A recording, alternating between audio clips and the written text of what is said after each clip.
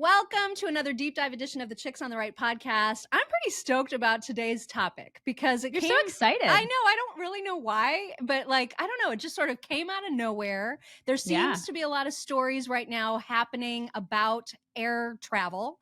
And so we thought we should break down all of these stories.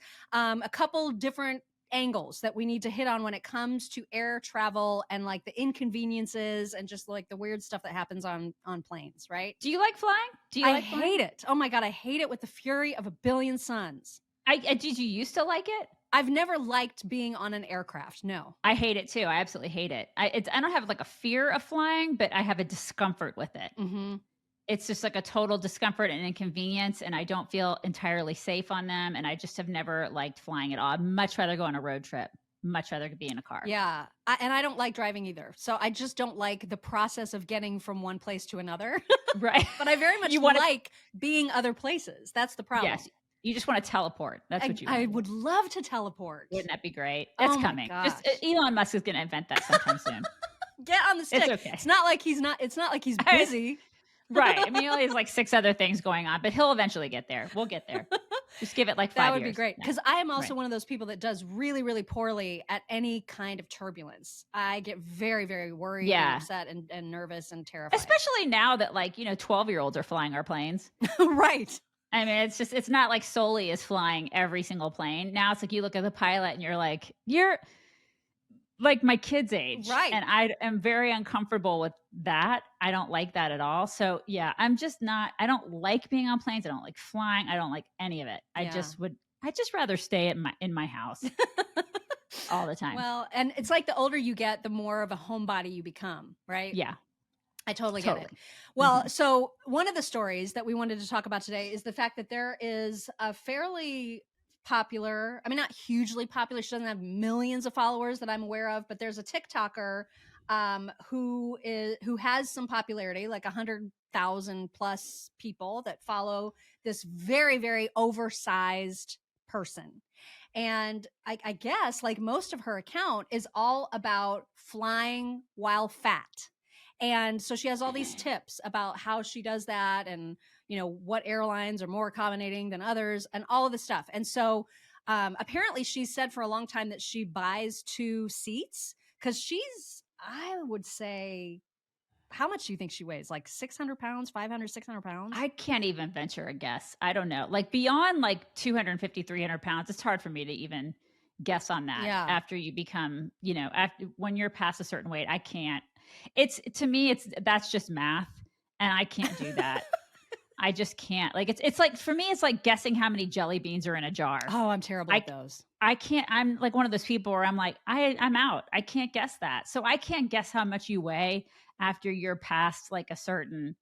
I don't have a concept of that I can't do that in my brain. I just look at you and I'm you're morbidly obese. That's all I can say. And that's not mean for me to say. I mean, she is technically morbidly obese. Oh yeah. I think she describes herself as plus size, but there's plenty of overweight people, morbidly overweight people who say that they are fat. They call themselves fat. It's just, that's what they. No, a plus size is a size 20. She's not a size 20. She's a 6X. I heard her say. I don't even know. I didn't know that was an actual person size, but that right. I didn't think that exactly. No, that's not. I don't think that's plus size. Well, I guess that's plus size. That's multiply size, right? It's not plus at this point. Now you're you're to the power of kind of plus size. Yeah. Yeah, exactly. And I think everybody of average size, and I'm not talking thin or, rail thin or anything, but just average size. If you just look at the average size of the population, average size people, if you're sitting on a plane, you're already seated and you see a 600 pound-ish person coming down the aisle and you have an empty seat next to you, everyone braces themselves. Everyone is hoping, oh my God, please don't let that person have to sit next to me, because you then don't have your own seat. You then are dealing with someone who's absolutely spilling onto you. Yeah. That person's not sitting next to you anymore. That person is sitting on you. Yes, exactly. And that's not okay. So now this woman is now saying she started a petition, a change.org petition, demanding that airlines start just giving an additional seat or two to obese travelers like herself for free. So she says, I'm fine buying a ticket, but like, because of my gigantic size, I should get a second and even possibly third seat for free. No.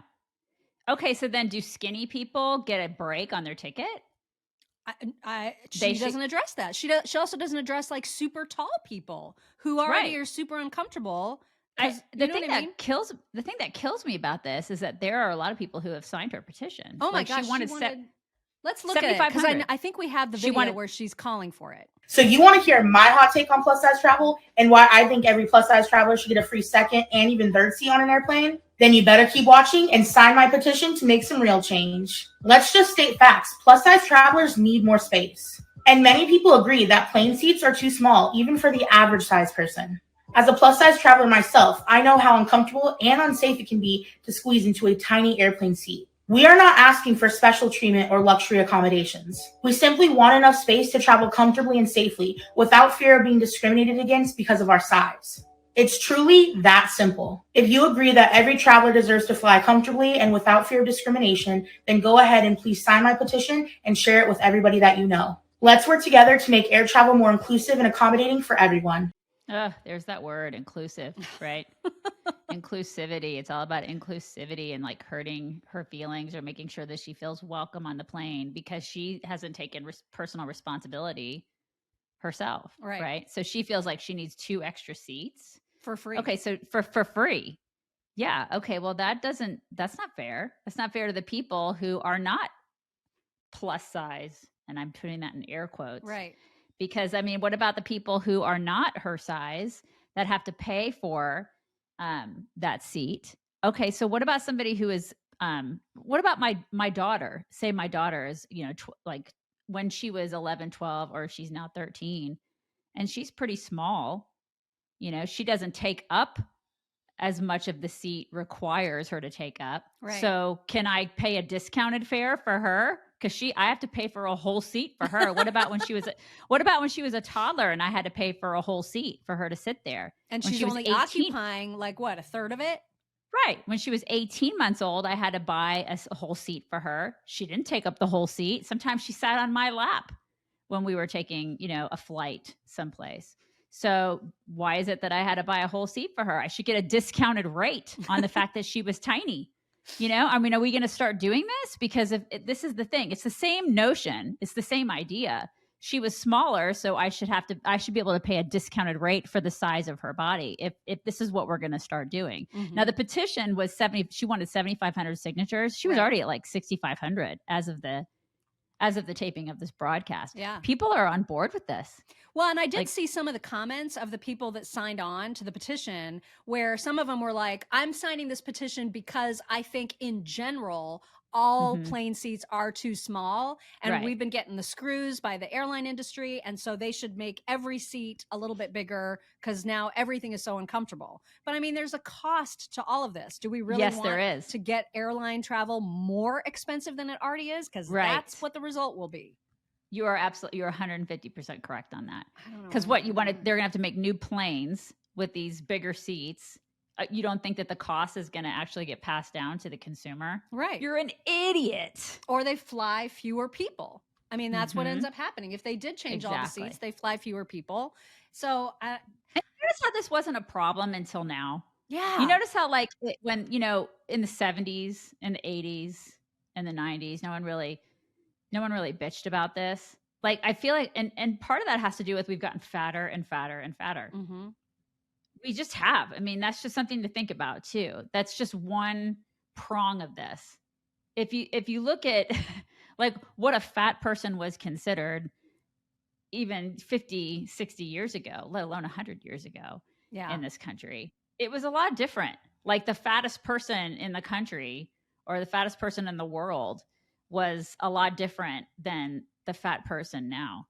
Totally. You know what I mean? Well, now because of the body positivity nonsense, now it's all glorified, right? So now everything is like, we should celebrate the giganticness of this person. Right. And then you've seen that show, like the show where they do the bariatric surgery on the super fat people?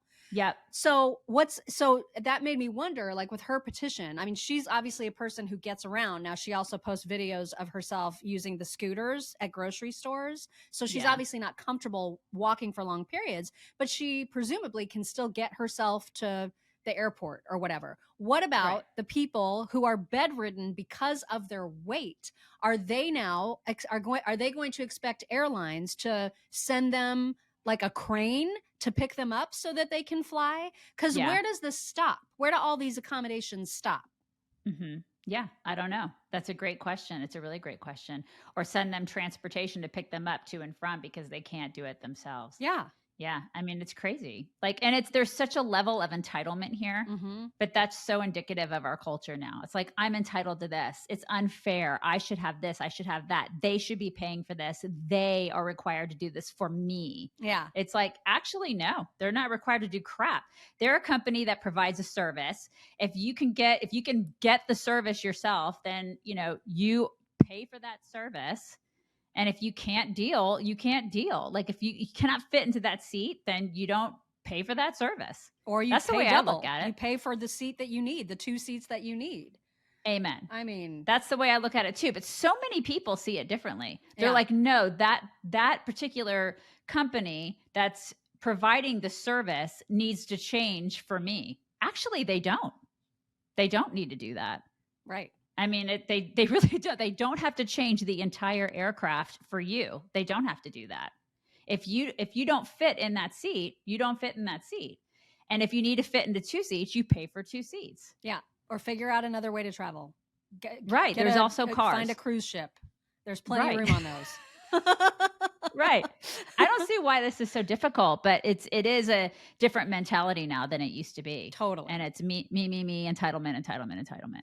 Well, and there's another big story about airline travel that caused the internet to explode earlier this week. And that is because there is a Toronto Blue Jays player, a baseball player named Anthony Bass, who got absolutely everyone all up in arms about a debate regarding his 22-week pregnant wife, who is apparently also, it's a high-risk pregnancy. I don't know why, but it is considered for whatever reason to be a high-risk pregnancy.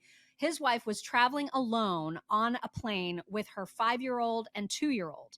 And during the flight, apparently, and this was a piece of the story that I didn't know until after I read about all the hullabaloo, but the flight attendants were passing around popcorn and as their snack or whatever. And so the woman, the wife of this baseball player, got popcorn for her kids, and the 2-year-old, presumably the 2-year-old, absolutely got popcorn everywhere, all over the floor of around her seat, in her seat, all over the place. So at the end of the flight attendants told the mom, you need to pick up after your kid.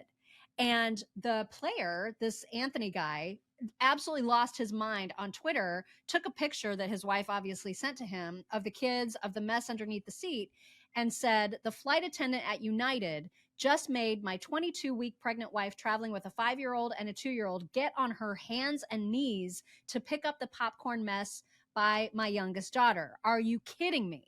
And it got to the point where he tweeted later that the United folks had responded to him and they were taking care of this flight attendant internally. They were whatever, performance appraising her or like reprimanding her. Yeah. So she got in trouble. That flight attendant got in trouble for it. Yeah. Okay. So it's got the internet massively divided. There's the camp of people who are like, of course you should pick up after your own kids. And then there's the other camp who are like, you pay airlines for a cleaning fee and it's not insignificant. And so they are expected to clean up after you, much like when you go to a movie theater and spill popcorn. It's not you cleaning it up. It's the people that work in the theater.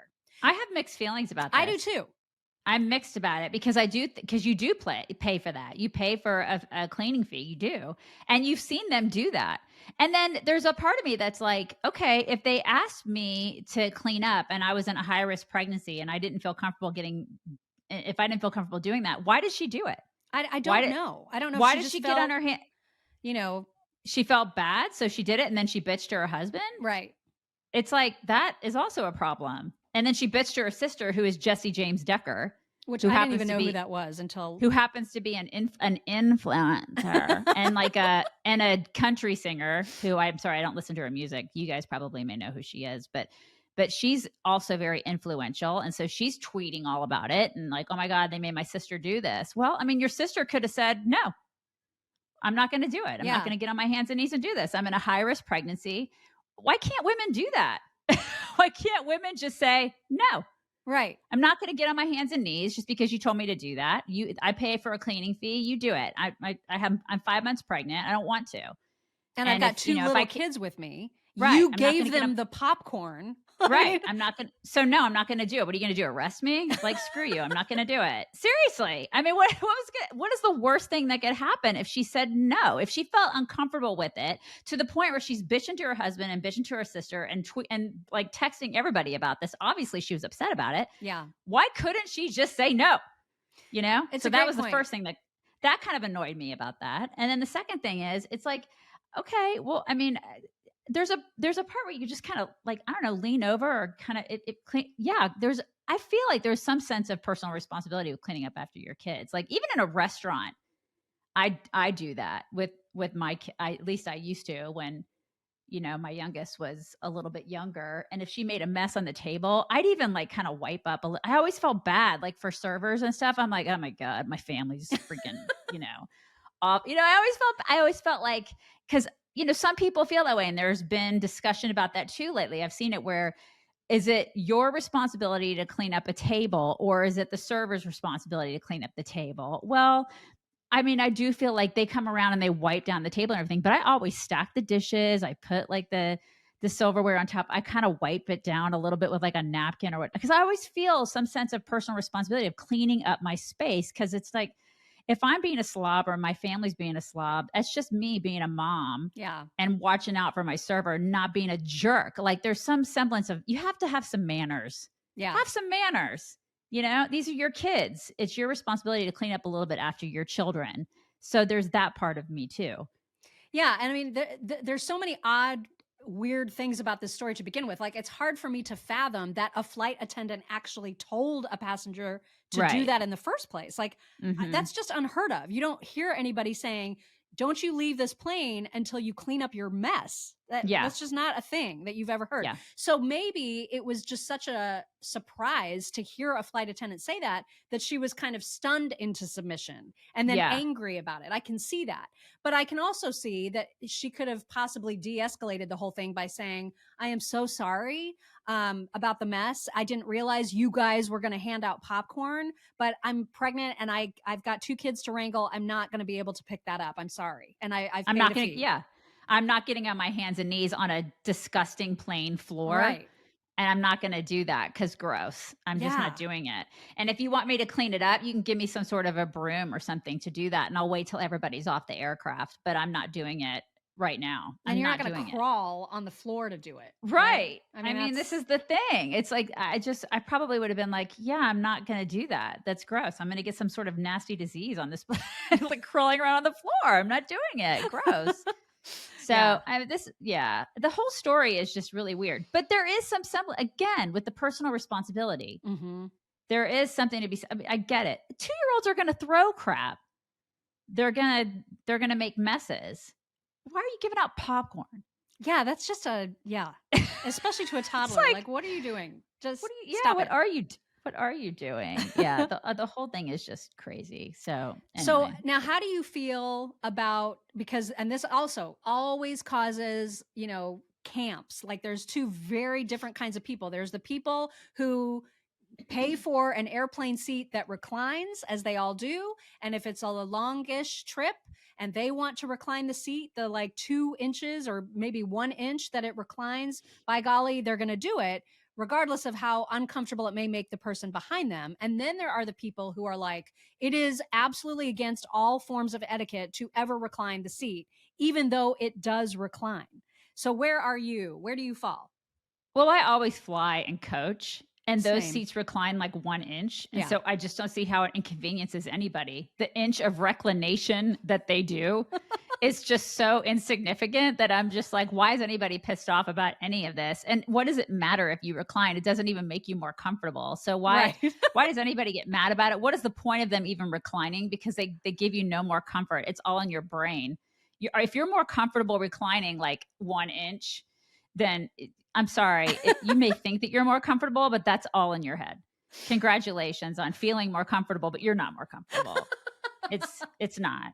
And then when the flight attendants go around and they're like, you're going to have to like have your seat go up. I'm like, oh, okay. Cause you're going to crash the plane because of that 1 inch. Okay. Let me make it safer for you. I always roll my eyes. I'm like, okay. Because what would happen if the plane started with every seat reclined? Like, is it somehow less safe at takeoff and landing because it's back a little bit? I just have never understood that. It is literally their method of controlling you. I'm like, okay, you want to make sure you have control over me. I'll go ahead and like forward my seat that 1 inch. Okay, lady. It's so dumb. It's just that's all that plane crap that I just kind of shake my head and I go, oh my God, this is like so stupid. Yeah. So stupid. Well, and then the other big thing that people argue about is the overhead. Do you, because I wish they would just do away with it. I don't think there should be overhead compartments. I think everybody should check luggage and you can bring your purse or your backpack and put it under your seat. I'm right there with you. Because you are wasting everybody's time. I hate it. Okay. In fact, I hate it so much, especially the last time I flew. There was a woman next to me she goes, I'm going to miss my flight because of this shit. Yeah. Because there were people who like, we're in the middle of the plane, probably like right around where the wings are.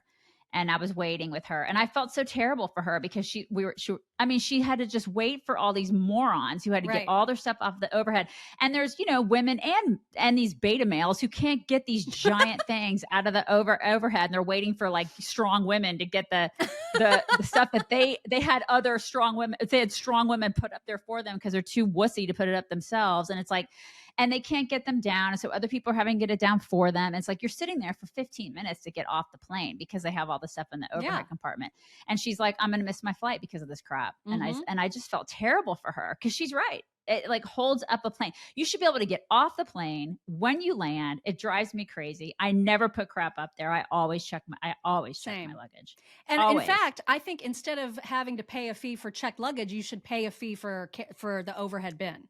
Totally agree with with would you. Like start to de-incentivize people from using it because man, it does slow everything down and it's just I hate it. And stuff doesn't fit. Right. And then they bring it on and they end up having to take it they take it and check it anyway because you're like, oh, I thought it was small enough. Seriously? Like that thing is bigger than my 13-year-old for crying out loud. They play stupid and they're like, oh, I thought it was small enough. No, it's not. It wasn't. You're going to have to check it anyway. You're a jerk. And so these people. It's so madness. I hate the overhead. I hate the overhead compartment. Same. I hate it. Same. Yeah. Well, I have a feeling that you know what the surprise video is that I'm going to show. I don't. You don't? I don't. Because you said a word. You said a word from it that I was like, oh, she knows. So I don't. I asked Valen to share a video that we did back in our radio days. When we decided, I don't know why, but there was that big story years ago about that kid who made a clock bomb. Do you remember that? He made a clock and it looked like a bomb and it freaked everybody out. And he was known as like Clock Boy or whatever. And there were all these press conferences about it. And so we decided to hold a press conference. And for whatever reason, the press conference that we held was about the reclination. And you said that earlier. So I thought, oh, she knows. So I thought I have to dig that out since we're talking about airline travel. I got to dig that out because it includes clips from Louis C.K., one of his most famous clips about air travel with I love it. Just the miracle of flight. And then also Ellen DeGeneres making fun of how little seats actually recline. Yes. And then it's us pretending to hold a big press conference about it because we were like, if everybody can have press conferences, why can't we? We're going to have one too. We did. And so I thought this would be the perfect way to close out today's show.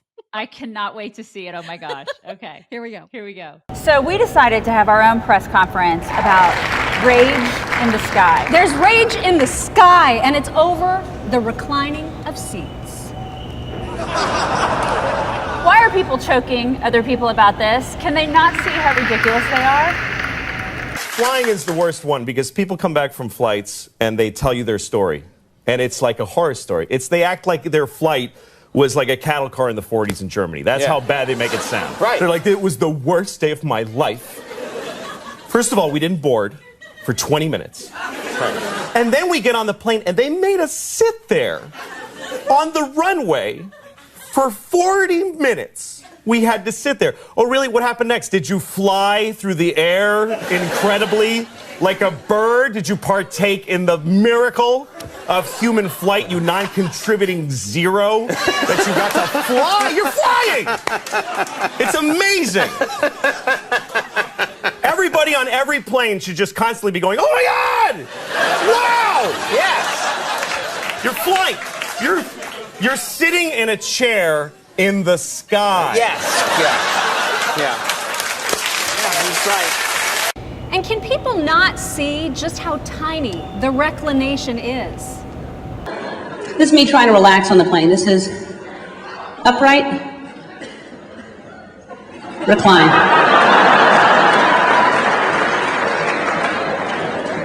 See the difference there?